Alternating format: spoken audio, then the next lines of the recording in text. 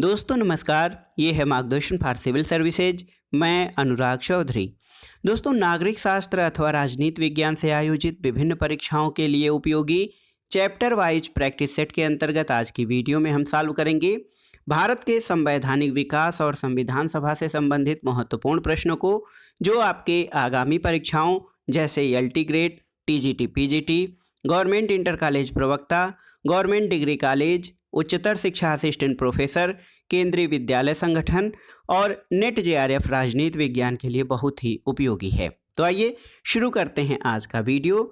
नागरिक शास्त्र अथवा राजनीति विज्ञान के अध्यायवार प्रैक्टिस सेट का भाग 20, जिसमें हम संवैधानिक विकास और संविधान सभा से संबंधित महत्वपूर्ण प्रश्नों को सॉल्व करेंगे। दोस्तों, इस प्रैक्टिस सेट को सॉल्व करने से पहले आइए महत्वपूर्ण जो तथ्य हैं संविधान सभा और संवैधानिक विकास से, उनको हम एक बार रिवाइज कर लेते हैं। देखिए दोस्तों, भारत की जो संविधान सभा है वो कैबिनेट मिशन की संस्तुतियों के आधार पर संविधान सभा का गठन 1946 में किया गया था। और कैबिनेट मिशन के सदस्यों में आप जानते भी हैं 3 सदस्य थे, Stafford Cripps, Lord Pethick Lawrence और ए.बी. अलेक्जेंडर। दोस्तों देखिए, कैबिनेट मिशन योजना के अनुसार जुलाई 1946 में संविधान सभा का चुनाव हुआ था। कुल 389 सदस्यों में से प्रांतों के लिए 296 सदस्यों के लिए चुनाव हुए, जिन्हें विभिन्न प्रांतों की विधानसभाओं द्वारा चुना गया था। और इसमें कांग्रेस को 208, मुस्लिम लीग को 73 स्थान, 15 अन्य दलों के तथा स्वतंत्र उम्मीदवार जो है निर्वाचित हुए थे। और सबसे महत्वपूर्ण तथ्य ये कि 9 दिसंबर 1946 को संविधान सभा की पहली बैठक हुई थी दिल्ली के काउंसिल चैम्बर के पुस्तकालय भवन में। और दोस्तों, इसमें जो सभा के सबसे बुजुर्ग सदस्य यानी वरिष्ठ सदस्य थे डॉक्टर सच्चिदानंद सिन्हा, उनको सभा का अस्थायी अध्यक्ष चुना गया था। मुस्लिम लीग ने इस बैठक का बहिष्कार किया था और पाकिस्तान के लिए बिल्कुल अलग संविधान सभा की मांग की थी। दोस्तों देखिए, बहुत ही महत्वपूर्ण जो तथ्य है कि संविधान सभा के सदस्यों में जो है दोस्तों, महिला सदस्यों की कुल संख्या 15 थी। और 9 दिसंबर को आप जानते हैं कि संविधान सभा की पहली बैठक हुई थी। 11 दिसंबर 1946 को डॉक्टर राजेंद्र प्रसाद संविधान सभा के अस्थायी अध्यक्ष चुने गए थे। और संविधान सभा की कार्रवाई 13 दिसंबर 1946 को जवाहरलाल नेहरू द्वारा पेश किए गए उद्देश्य प्रस्ताव के साथ प्रारंभ हुई थी।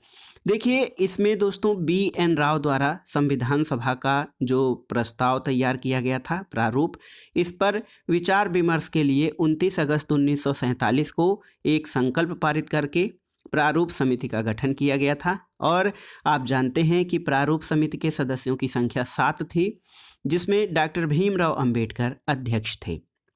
और दोस्तों बहुत ही महत्वपूर्ण है कि देश विभाजन जब हुआ तो उस समय जो है संविधान सभा की कुल सदस्य संख्या 324 नियत की गई, जिसमें 235 स्थान प्रांतों के लिए और 89 स्थान देशी राज्यों के लिए थे। और बहुत ही महत्वपूर्ण है कि मंत्रिमंडल में कुछ मुस्लिम लीग के सदस्य भी शामिल किए गए थे। 26 अक्टूबर 1946 को एक कैबिनेट मिशन जो है उसके प्रस्ताव पर अंतरिम मंत्रिमंडल 2 सितंबर 1946 को गठित की गई थी, जिसमें जवाहरलाल नेहरू को कार्यकारी परिषद का उपाध्यक्ष चुना गया था। और संविधान सभा में दोस्तों जो संविधान थी उसने संविधान 26 नवंबर 1949 को जो है संविधान सभा द्वारा पारित किया गया था। और उस समय 26 नवंबर 1949 को संविधान सभा के 284 सदस्य उपस्थित थे। और बहुत ही सामान्य सी बात है कि संविधान निर्माण की प्रक्रिया में 2 वर्ष 11 माह और 18 दिन का समय लगा था। तो अब इतनी जानकारी के बाद आइए अब महत्वपूर्ण प्रश्नों को सॉल्व करते हैं, जो टीजीटी, पीजीटी, जीआईसी प्रवक्ता और गवर्नमेंट डिग्री कॉलेज आदि परीक्षाओं में पूछे गए हैं। और हम आगामी सेट में या आगामी भाग में इसके जो है अभ्यास प्रश्नों को भी सॉल्व करेंगे। ऐसे तो ये पूछे गए प्रश्न हैं। पहला प्रश्न है कि 1947 में बने नेहरू की सरकार के कानून मंत्री कौन थे। बहुत ही महत्वपूर्ण है दोस्तों, कानून मंत्री कौन थे। तो सही उत्तर हो जाएगा ऑप्शन डी, बाबा साहब डॉक्टर भीमराव अंबेडकर। देखिए दोस्तों, 1947 में बने नेहरू की सरकार के कानून मंत्री बाबा साहब डॉक्टर भीमराव अंबेडकर थे। और देखिए अगला प्रश्न है दोस्तों कि अगला प्रश्न देख लेते हैं दोस्तों कि निम्न में से किस कानून द्वारा ईस्ट इंडिया कंपनी से सत्ता ब्रिटिश साम्राज्य को हस्तांतरित की गई थी। तो ये कौन सा अधिनियम था? तो उत्तर हो जाएगा भारत सरकार अधिनियम 1858 के द्वारा ईस्ट इंडिया कंपनी से सत्ता जो थी वो ब्रिटिश साम्राज्य यानी क्राउन को हस्तांतरित की गई थी। इसके अलावा देखिए दोस्तों प्रश्न संख्या 3 है, भारत में प्रतिनिधि सरकार की नींव किस अधिनियम द्वारा पड़ी थी? तो याद रखिएगा भारत में प्रतिनिधि सरकार की नींव भारत परिषद अधिनियम 1861 के द्वारा पड़ी थी। ऑप्शन सी आपका सही उत्तर है। 1909 के एक्ट को किस नाम से पुकारा जाता है, किस दूसरे नाम से पुकारा जाता है? तो दोस्तों 1909 का जो अधिनियम था उसको मार्ले मिंटो सुधार के नाम से भी जाना जाता है।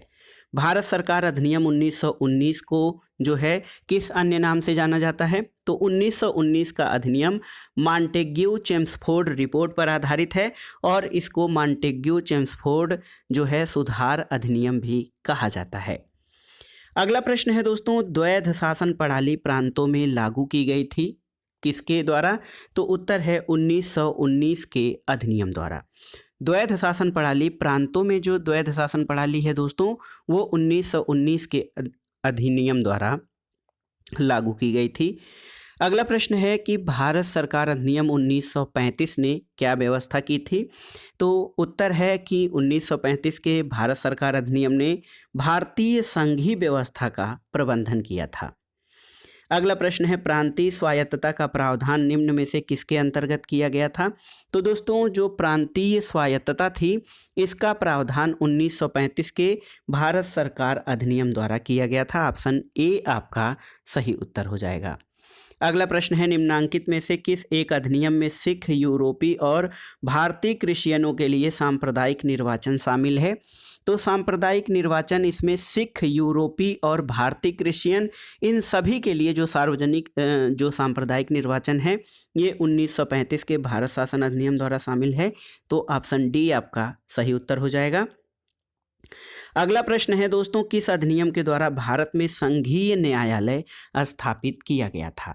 तो बहुत ही महत्वपूर्ण प्रश्न है। भारत में संघीय न्यायालय की स्थापना जो है ये 1935 के भारत शासन अधिनियम द्वारा की गई थी। तो भारत में संघीय न्यायालय की स्थापना 1935 के दोस्तों जो है भारत शासन अधिनियम द्वारा की गई थी। अगला प्रश्न है, भारत का संघीय न्यायालय स्थापित किया गया था?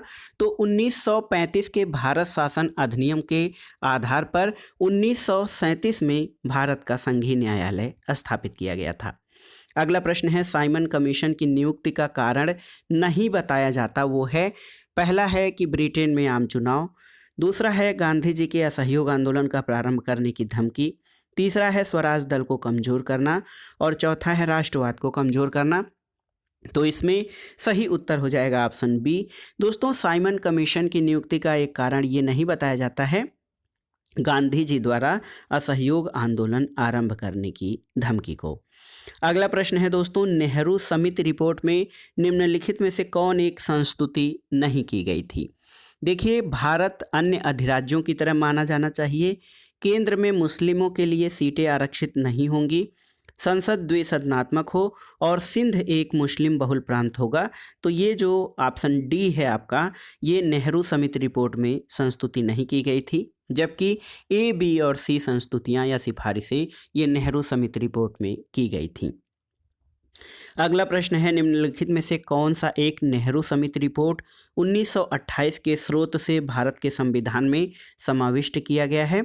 तो उत्तर है दोस्तों मौलिक अधिकार या जो फंडामेंटल राइट्स का प्रावधान है ये नेहरू समिति रिपोर्ट 1928 के स्रोत से भारतीय संविधान में समाविष्ट की गई है।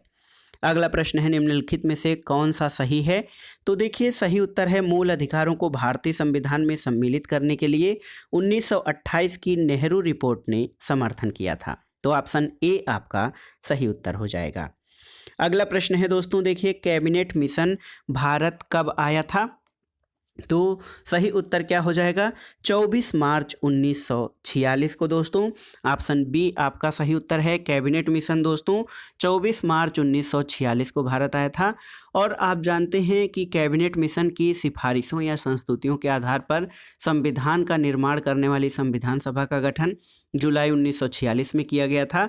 और कैबिनेट मिशन के सदस्यों में sir Stafford Cripps, Lord Pethick Lawrence और ए.बी. अलेक्जेंडर थे। तो अगला प्रश्न इसी पर आधारित है, इसके सदस्यों पर, कि निम्नलिखित में से कौन कैबिनेट मिशन का सदस्य नहीं था, आपको बताना है। ऑप्शन है Lord Wavell, A B. Alexander, Pethick Lawrence और सर स्टीफर्ड क्रिप्स। तो सही उत्तर है option A, Lord Wavell cabinet mission के सदस्य नहीं थे। ए.बी. अलेक्जेंडर, पैथिक लॉरेंस और स्टीफर्ड क्रिप्स कैबिनेट मिशन के सदस्य थे। अगला प्रश्न है दोस्तों, निम्नलिखित में से किस एक ने संस्तुत किया कि समस्त अवशिष्ट शक्तियां प्रांतों में निहित होनी चाहिए?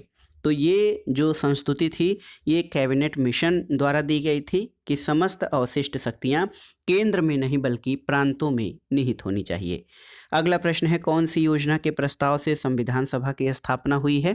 तो आप जानते भी हैं, सभी जानते हैं कि दोस्तों द कैबिनेट मिशन प्लान, या जिसको मंत्रिमंडलीय प्लान कहा जाता है, मंत्रिमंडलीय योजना, इसी के आधार पर, इसी के प्रस्ताव से भारत में संविधान का निर्माण करने के लिए संविधान सभा की स्थापना हुई है। अगला प्रश्न है, केंद्र में आंतरिक सरकार की स्थापना हुई थी? तो सही उत्तर है केंद्र में आंतरिक सरकार या अंतरिम सरकार की स्थापना दोस्तों ये कैबिनेट मिशन के आने के बाद हुई थी। कैबिनेट मिशन जो है ये जुलाई 1946 में जो है दोस्तों, देखिए कैबिनेट मिशन के बारे में आप जानते हैं कि कैबिनेट मिशन भारत 24 मार्च 1946 को भारत आया था और 2 सितंबर 1946 को अंतरिम मंत्रिमंडल गठित किया गया था। अगला प्रश्न है, भारत में प्रथम अंतरिम सरकार की घोषणा कब की गई थी? तो सही उत्तर है भारत में प्रथम अंतरिम सरकार की घोषणा दोस्तों, देखिए भारत में प्रथम अंतरिम सरकार जो है इसकी घोषणा दोस्तों कब हुई थी?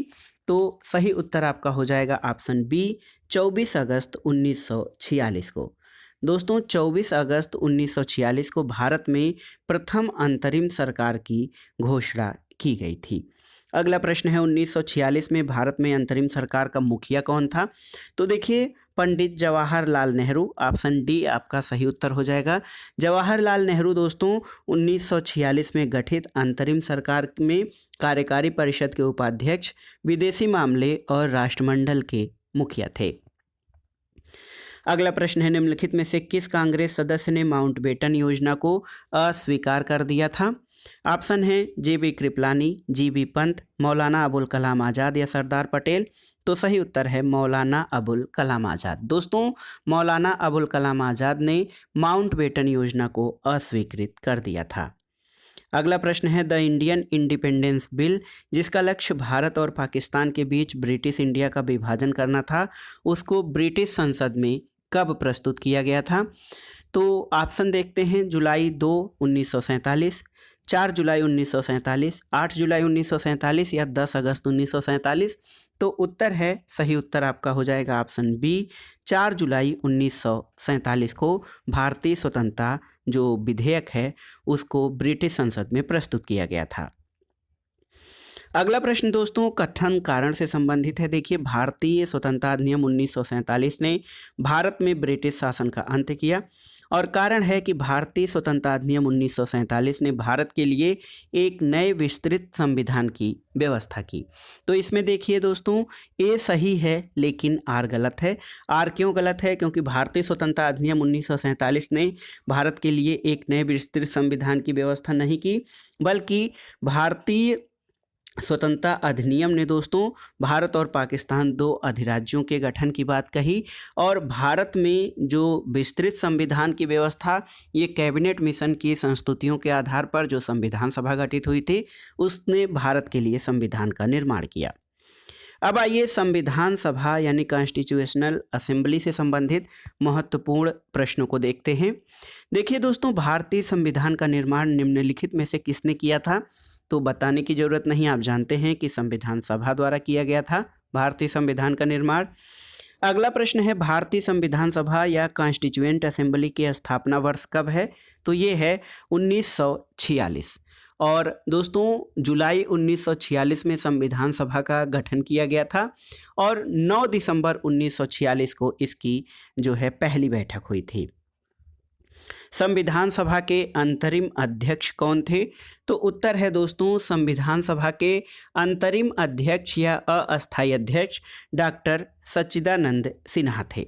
देखिए ऑप्शन सी आपका सही उत्तर हो जाएगा। डॉक्टर सच्चिदानंद सिन्हा संविधान सभा के अंतरिम अध्यक्ष थे, जो कि 9 दिसंबर 1946 को हुई बैठक में इन्होंने अध्यक्षता की थी। भारतीय संविधान सभा के अध्यक्ष कौन थे? तो दोस्तों 11 दिसंबर 1946 को डॉक्टर राजेंद्र प्रसाद को संविधान सभा का अस्थायी अध्यक्ष चुना गया था। अगला प्रश्न है भारत की संविधान निर्मात्री सभा का कानूनी सलाहकार कौन था? तो ये थे B.N. राव। बेनेगल नरसिंह राव दोस्तों भारत की संविधान निर्मात्री सभा के कानूनी सलाहकार थे। अगला प्रश्न है निम्नलिखित में से कौन भारतीय संविधान सभा का सदस्य नहीं था? ऑप्शन है V.T. Krishnamachari, H.C. Mukherjee, B.N. Rao या K.M. मुंशी। तो सही उत्तर है दोस्तों, देखिए भारतीय संविधान सभा के सदस्य B.N. राव नहीं थे। अगला प्रश्न है भारतीय संविधान निर्मात्री परिषद की प्रथम बैठक कब हुई थी? तो तिथि है 9 दिसंबर 1946 को भारतीय संविधान सभा की पहली बैठक हुई थी दिल्ली में। अगला प्रश्न है भारतीय संविधान के वास्तुकार किसे कहा जाता है? तो बाबा साहब डॉक्टर भीमराव अंबेडकर को भारतीय संविधान का वास्तुकार कहा जाता है। संविधान की प्रारूप समिति या ड्राफ्ट कमेटी के अध्यक्ष कौन थे? तो डॉक्टर भीमराव अंबेडकर संविधान की प्रारूप समिति के अध्यक्ष थे। और दोस्तों संविधान निर्माण में जो ड्राफ्ट कमेटी या प्रारूप समिति थी, ये बहुत ही महत्वपूर्ण कमेटी थी जिसके सदस्यों की संख्या 7 थी। अगला प्रश्न है कि भारतीय संविधान की प्रारूप समिति में कुल कितने सदस्य थे? तो हमने चर्चा भी कर लिया कि भारतीय संविधान की प्रारूप समिति में कुल 7 सदस्य थे दोस्तों। अगला प्रश्न है भारतीय संविधान में कुल कितनी महिला सदस्याएं थीं? तो इनकी संख्या 15 थी। ऑप्शन डी आपका सही उत्तर है। भारत की संविधान सभा में कुल 15 महिला सदस्याएं थीं। अगला प्रश्न है भारत का राष्ट्रीय ध्वज संविधान सभा ने कब स्वीकार किया था? तो तिथि याद रखिएगा 22 जुलाई 1947 को दोस्तों संविधान सभा द्वारा भारत का राष्ट्रीय ध्वज यानी तिरंगा को स्वीकार किया गया। अगला प्रश्न है भारत के संविधान को अंगीकृत किया गया था? तो आप जानते हैं 26 नवंबर 1949 को भारत के संविधान को अंगीकृत, अधिनियमित और आत्मार्पित किया गया था। अगला प्रश्न है दोस्तों भारत का संविधान निर्मित हुआ था? तो सही उत्तर हो जाएगा भारत का संविधान जो है ये 26 नवंबर 1949 को निर्मित हुआ था। बहुत ही महत्वपूर्ण प्रश्न है। और भारत का संविधान बनने में कुल कितना समय लगा था? ये प्रश्न संख्या 40 है आपका। तो सही उत्तर है 2 वर्ष 11 माह 18 दिन। 2 वर्ष 11 माह 18 दिन भारतीय संविधान के निर्माण में लगने वाला समय था। अगला प्रश्न है भारतीय संविधान को किसने अधिनियम बनाया था? तो उत्तर है संविधान सभा ने। दोस्तों संविधान सभा ने भारतीय संविधान को अधिनियम बनाया था।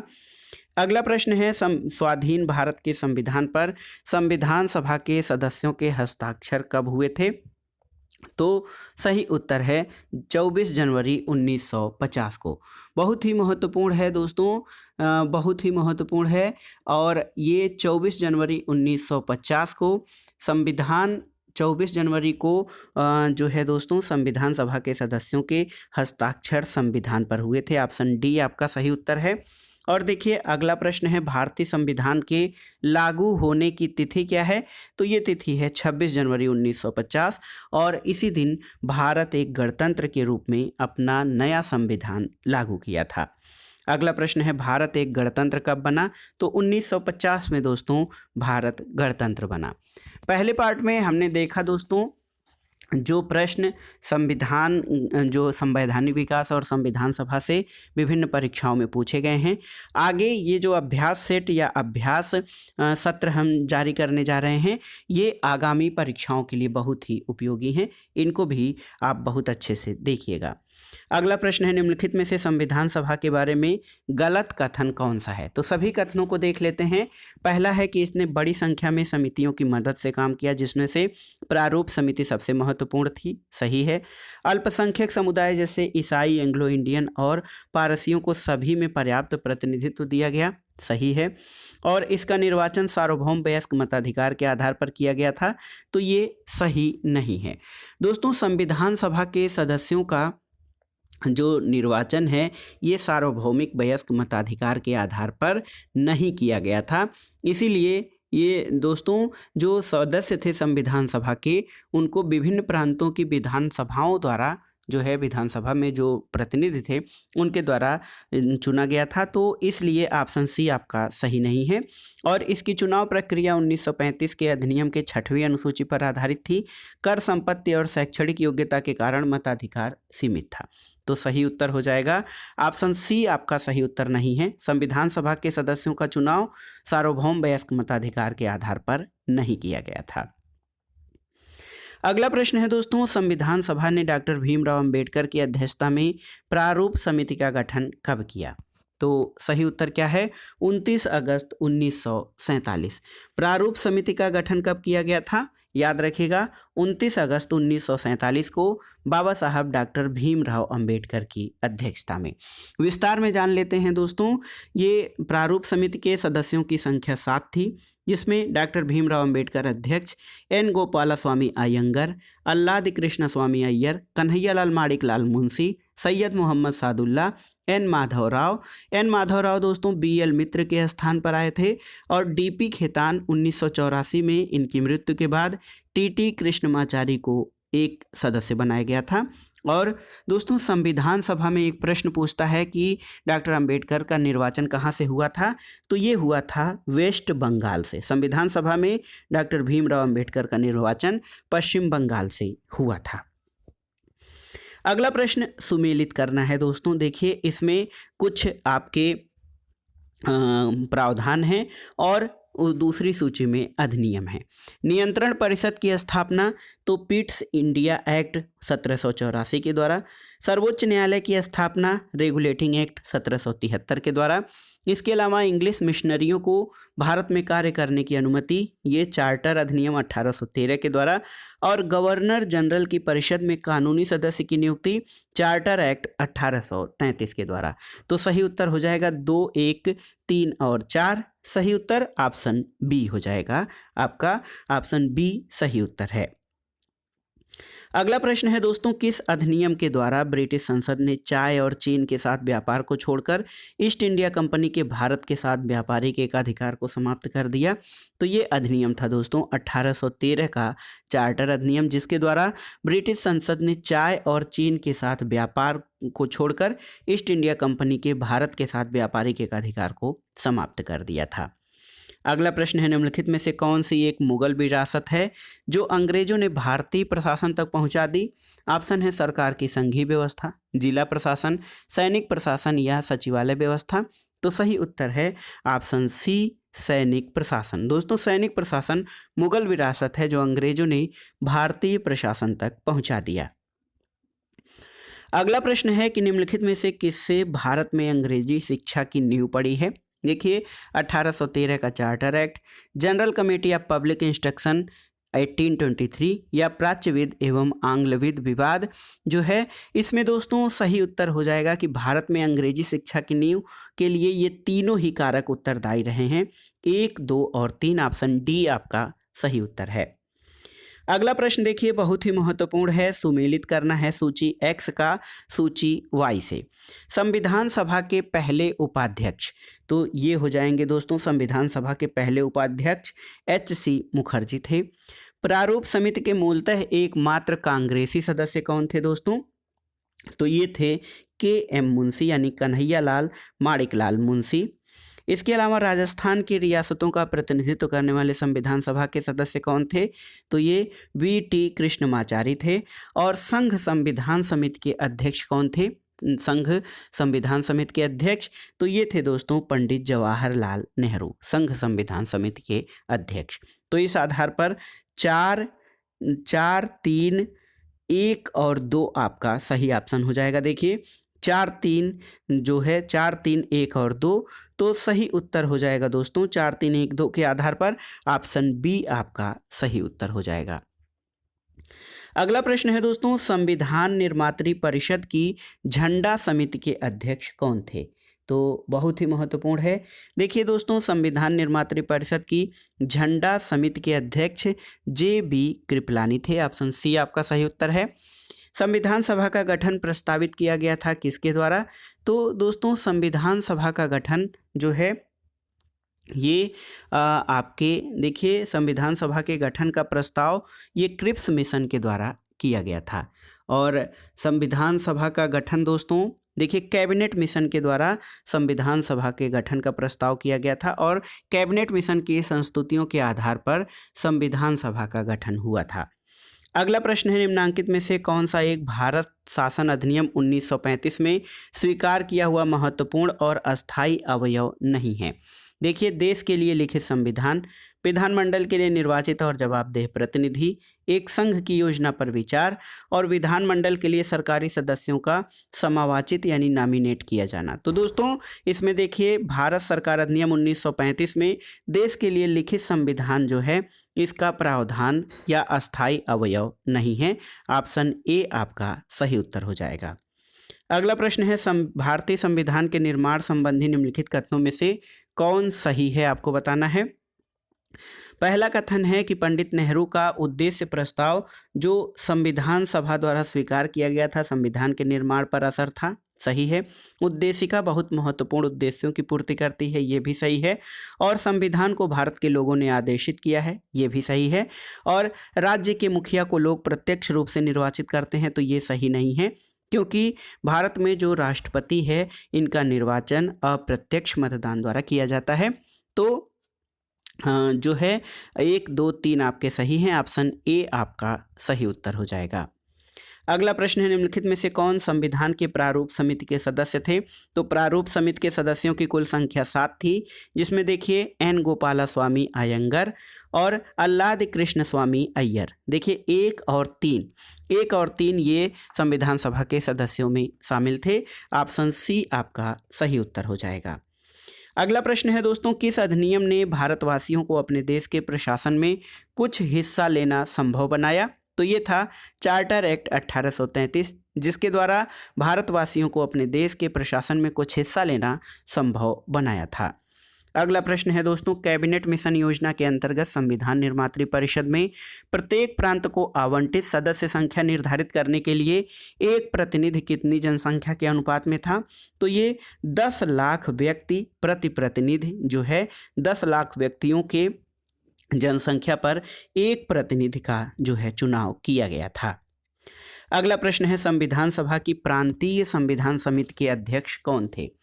तो दोस्तों देखिए, संविधान सभा की प्रांतीय संविधान समिति के अध्यक्ष अगर जो हम बात करें तो इसमें संघ शक्ति समिति के जो हैं ये संघीय संविधान समिति जो थी उसके पंडित जवाहरलाल नेहरू थे, लेकिन प्रांतीय संविधान समिति जो थी उसके अध्यक्ष देखिए सरदार वल्लभ भाई पटेल थे। ऑप्शन डी आपका सही उत्तर है। याद रखिएगा, संविधान सभा की प्रांतीय संविधान समिति के अध्यक्ष सरदार पटेल थे, जबकि संघीय संविधान समिति के अध्यक्ष पंडित जवाहरलाल नेहरू थे। अगला प्रश्न है दोस्तों, संविधान सभा के अपने समापन भाषण में डॉक्टर भीमराव अंबेडकर ने किसे अपनी त्रिमूर्ति में नहीं चुना था? देखिए, स्वतंत्रता, लचीलापन, समानता और भ्रातृत्व। तो सही उत्तर है लचीलापन यानी फ्लेक्सिबिलिटी। दोस्तों, संविधान सभा के अपने समापन भाषण में डॉक्टर भीमराव अंबेडकर ने स्वतंत्रता, समानता और भ्रातृत्व यानी लिबर्टी, इक्वलिटी एंड फ्रेटर्निटी को अपने त्रिमूर्ति में चुना था, जबकि फ्लेक्सिबिलिटी यानी लचीलापन को उन्होंने त्रिमूर्ति में शामिल नहीं किया है। अगला प्रश्न है, संविधान के केंद्र और राज्यों के बीच किया गया शक्तियों का विभाजन किस योजना पर आधारित है? बहुत ही महत्वपूर्ण है दोस्तों। देखिए, भारत के संविधान में केंद्र और राज्यों के बीच किया गया जो शक्तियों का विभाजन है दोस्तों, भारत सरकार अधिनियम 1935 के जो है प्रावधानों पर आधारित है। ऑप्शन सी आपका सही उत्तर है। और एक महत्वपूर्ण प्रश्न बार बार परीक्षाओं में पूछा जाता है कि किस अधिनियम द्वारा संवैधानिक निरंकुशता का सिद्धांत प्रवृत्त किया गया था। तो उत्तर है 1935 का भारत सरकार अधिनियम। दोस्तों 1935 के भारत सरकार अधिनियम द्वारा संवैधानिक निरंकुशता का सिद्धांत जो है प्रवृत्त किया गया था। अगला प्रश्न है, भारत के लिए संविधान की रचना हेतु संविधान सभा का विचार निम्नलिखित में से किसने सबसे पहले प्रस्तुत किया था। ऑप्शन है स्वराज पार्टी ने 1934 में, कांग्रेस पार्टी ने 1936 में, और देखिए मुस्लिम लीग ने 1942 में, या सर्वदलीय सम्मेलन ने 1946 में। तो सही उत्तर हो जाएगा दोस्तों, स्वराज पार्टी ने सबसे पहले संविधान की रचना के लिए संविधान सभा का विचार दिया था।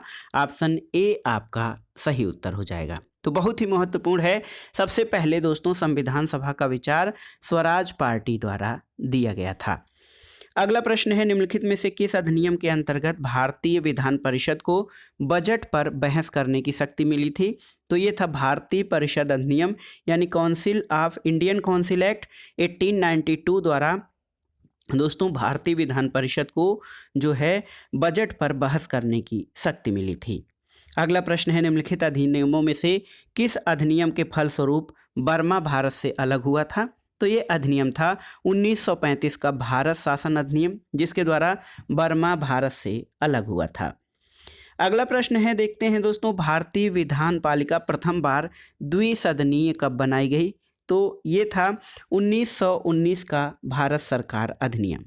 1919 के भारत सरकार अधिनियम द्वारा दोस्तों भारतीय विधान पालिका को प्रथम बार जो है द्विसदनीय बनाया गया था। अगला प्रश्न है, भारतीय संविधान सभा का प्रथम प्रारूप तैयार किया गया था किसके द्वारा। तो सही उत्तर है BN राव के द्वारा। दोस्तों बहुत ही महत्वपूर्ण है, BN राव द्वारा तैयार किया गया संविधान के प्रारूप पर विचार विमर्श करने के लिए दोस्तों प्रारूप समिति का गठन किया गया था। तो भारतीय संविधान का पहला प्रारूप या ड्राफ्ट जो है ये BN राव द्वारा जो है तैयार किया गया था। अगला प्रश्न है, भारत की संविधान सभा में अखिल भारतीय दलित वर्ग संघ के सदस्य के रूप में कौन शामिल हुए थे। तो ये थे बाबू जगजीवन राम। ये भारतीय दलित वर्ग संघ के सदस्य के रूप में भारतीय संविधान सभा में शामिल हुए थे। अगला प्रश्न है दोस्तों, निम्नलिखित में से किस अधिनियम में कलकत्ता में सर्वोच्च न्यायालय की स्थापना का प्रावधान किया गया था। तो ये अधिनियम था 1773 का रेगुलेटिंग एक्ट। इसके तहत कलकत्ता में एक सुप्रीम कोर्ट के स्थापना का प्रावधान किया गया था।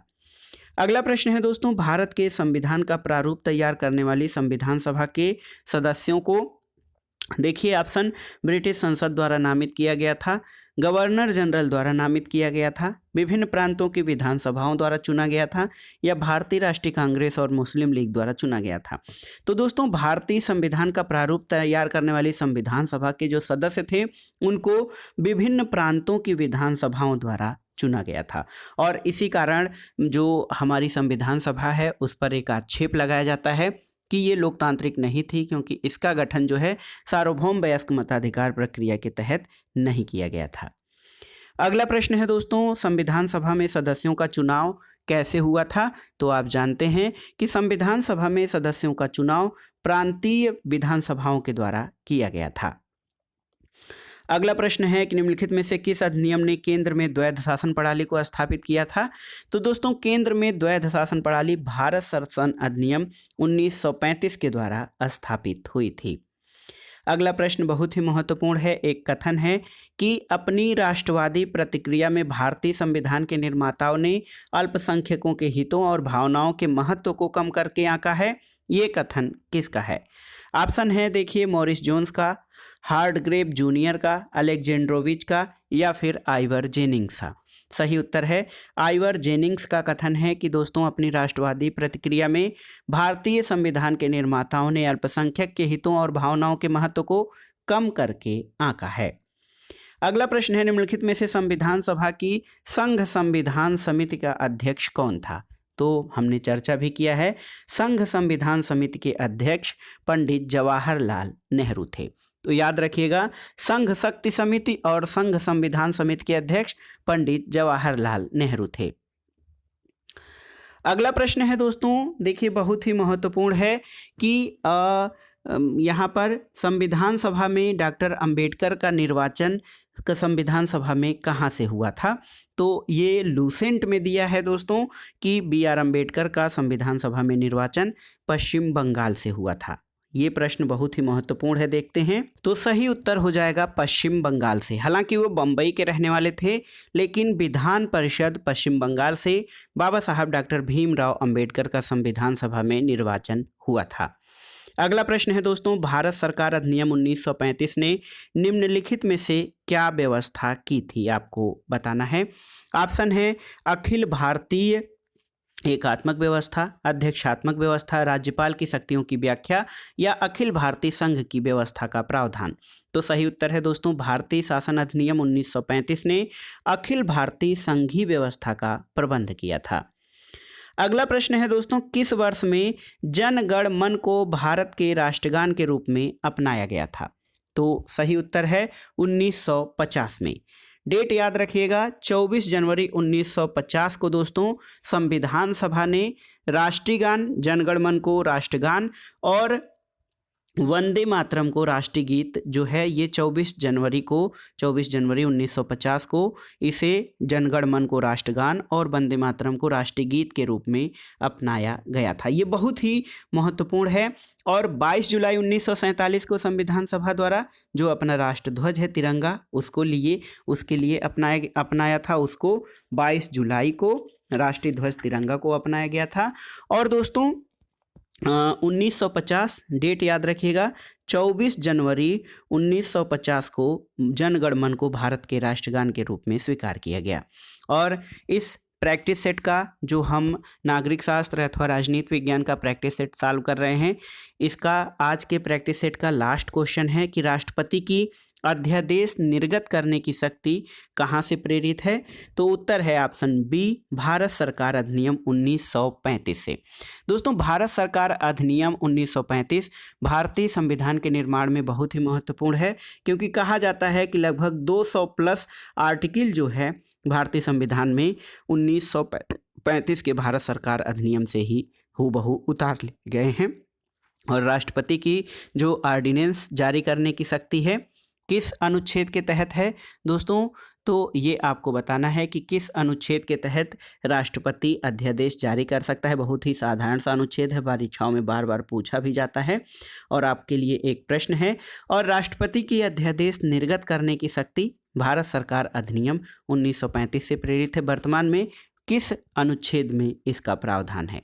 तो दोस्तों ये था आज का प्रैक्टिस सेट, राजनीति विज्ञान अथवा नागरिक शास्त्र के चैप्टर वाइज प्रैक्टिस सेट का ये 20वां भाग था, जिसमें आपने संवैधानिक विकास और संविधान सभा से संबंधित महत्वपूर्ण प्रश्नों को सॉल्व किया।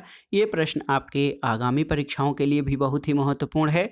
दोस्तों देखिए, TGT, PGT, LT grade, GIC प्रवक्ता, गवर्नमेंट डिग्री कॉलेज और राजनीति विज्ञान या नागरिक शास्त्र से आयोजित अन्य परीक्षाओं के साथ साथ ये जो प्रश्न हैं ये विभिन्न परीक्षाओं के जनरल स्टडीज और जीके, जो polity GK, Indian constitution and polity GK होती है, उसके लिए भी बहुत ही महत्वपूर्ण है। तो आप इनका जो है इस्तेमाल या प्रयोग कर सकते हैं अपनी जीएस की तैयारी के दृष्टिकोण से भी। तो ये था आज का प्रैक्टिस सेट।